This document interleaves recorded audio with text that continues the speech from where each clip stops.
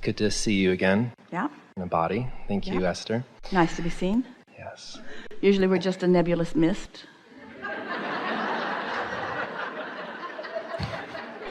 Still funny. Still true. Yeah. Since our last conversation a year ago, my life has unfolded tremendously beyond words. Yeah. I just want to give thanks to your teachings and all the teachings that I've received. Yeah. To your readiness to receive. I have allowed yeah. so much that I've wanted to manifest within a year. It's unbelievable. So you're in this new place. There's this new conversation that we're going to have. What is it? Yeah. So I would like to continue the conversation and expand on it that we had a year ago, and that was about spiritual masters. As an example, Jesus, the Christ, Buddha, Mary Magdalene, other teachers of our time like Eckhart Tolle, Sadhguru, all these saints. I just saw Amma for my birthday about a little while ago.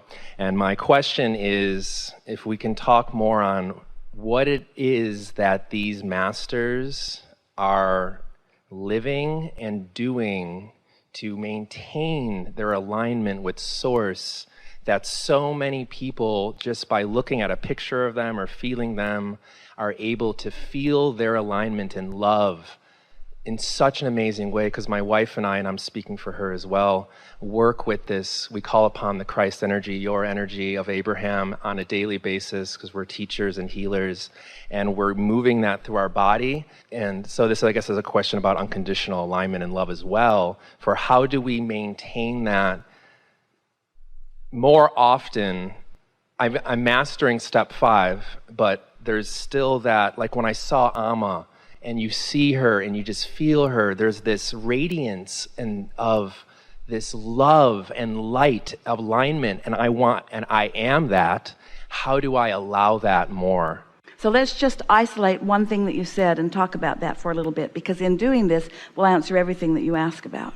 So you said, how is it that someone could just look at a picture of someone who is in alignment with Source, those are the words that we would use for what you were describing, and then be moved or have an emotional experience just by what they are observing? And this is the answer that trumps all answers forever and ever and ever and ever. It isn't the picture, and it isn't even the vibrational condition of the object of the picture. It's the state of being of the beholder of the picture. Yes, exactly. So your question isn't what have they got that makes us all feel, it's how do we get to the place of feeling what they've got. Yeah, exactly.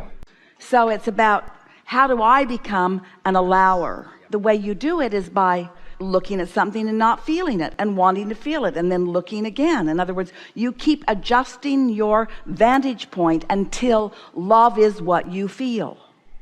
The other day Esther meditated, and then she met a friend who had also meditated, and then they took a walk together.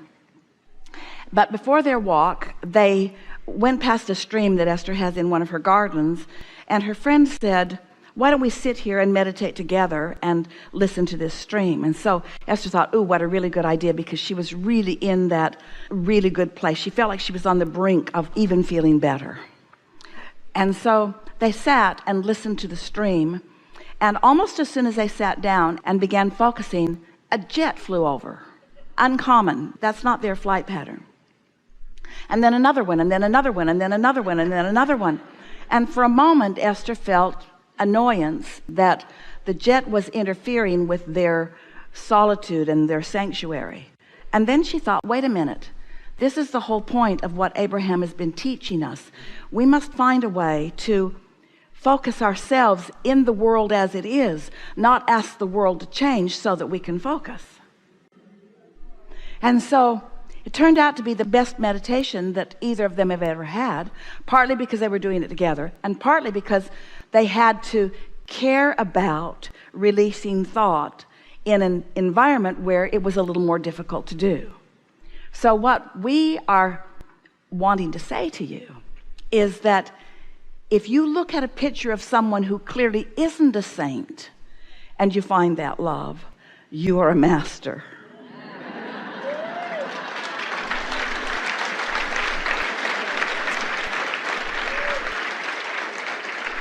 It's the ability to be it even in difficult times. That's what true mastery is. That was the question that we could feel coming also, is not just what is a master, but how does one become one? And it's just through practice.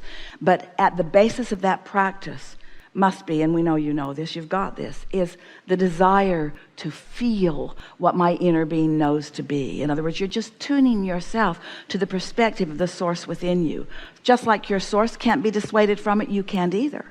Esther said to us one day, some years ago, she was feeling bad, and she said, Abraham, I know that the reason I feel bad is because I've managed to think thoughts that have got me separated from you. So why don't you just come and think these thoughts with me for a little while?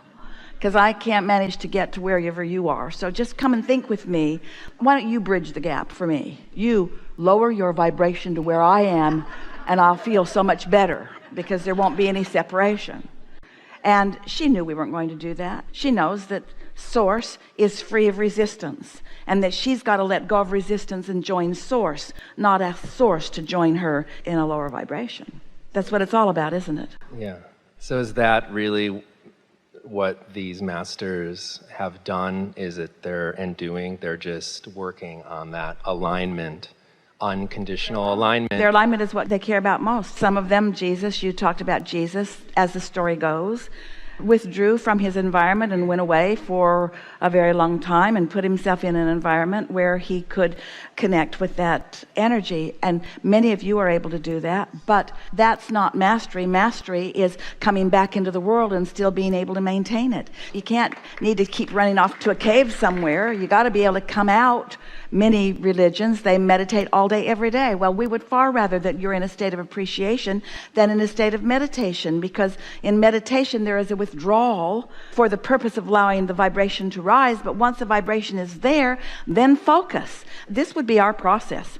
Meditate, let the vibration rise, move into the world and see how far you can get before you plummet. And then meditate on Monday and let your vibration rise, and then go out into the world and see how far you can get. And when you discover it's that same guy every damn day that brings you down, avoid him.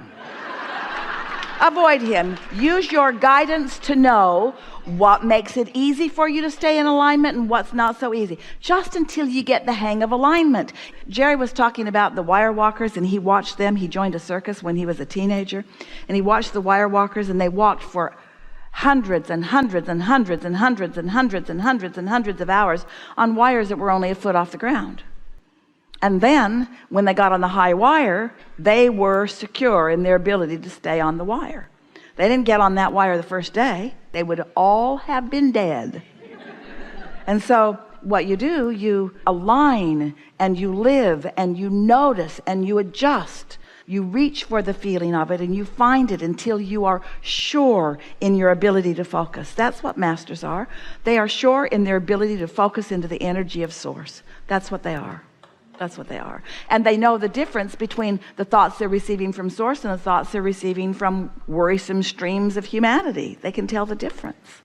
So about meditation, and this is part of my wife wanted to ask this question through me, is she can get into a state of, when she's meditating, direct alignment with source and feeling you and feeling the wholeness of everything and in this place, but then, and it's like, it feels like she can contain it, but then when she holds that energy and lives in it and goes out into the world, it feels too overwhelming or harder to maintain, not necessarily because she's seeing this and not liking it and being conditional, but because the energy she summoned and is allowing, that feels comfortable at that time in meditation, feels overwhelming when she starts walking down the street or being around other people. Let's go back to the analogy that we offered earlier. So let's say it's just you or your wife, in this case, just sitting there in a relationship with inner being. That's what meditation really is. Quieting your mind and establishing and acknowledging your relationship with that source energy and accomplishing it and feeling it and knowing it. So it's just you at the table, you and your inner being at the table.